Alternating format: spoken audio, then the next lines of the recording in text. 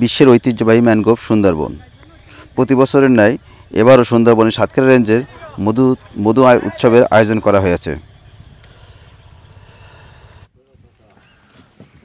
নবাকির থেকে লোকজন জোগাড়, বাড়ির থেকে আগে বৈঠকে বসে কারা কারা যাবো না যাবো সব গোছ গাছ করে নবাকির বাজার করেছি, লোকজনের পয়সা কড়ি দিছি। দেওয়ার পরে আমরা এই বুড়িগোল নিয়ে আসছি, নবাকির বাজার ঘাট করে নিয়ে এখানে এসে পানি বান্ধিছি।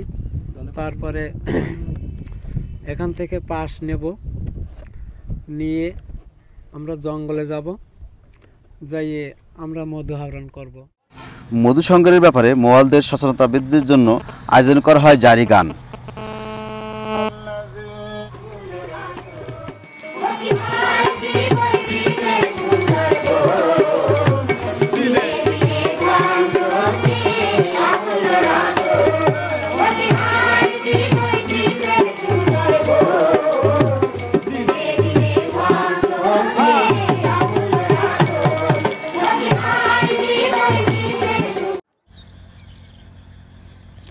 জারি গান শেষে মোয়ালদের হাতে পাশ তুলে দেন।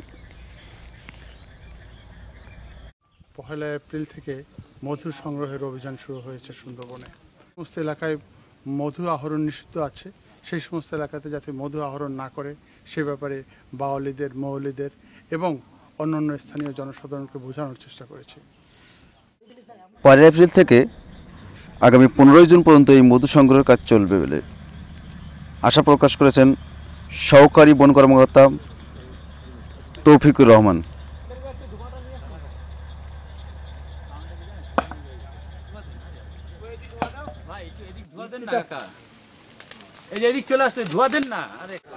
মৌয়ালিরা যাতে সুন্দরবনের অভ্যন্তরে নিয়মতান্ত্রিকভাবে এবং নিরাপদে মধু সংগ্রহ করতে পারে তার জন্য আমরা সচেতনামূলক অনেক অনুষ্ঠান, অনেক প্রচারণা চালিয়েছি।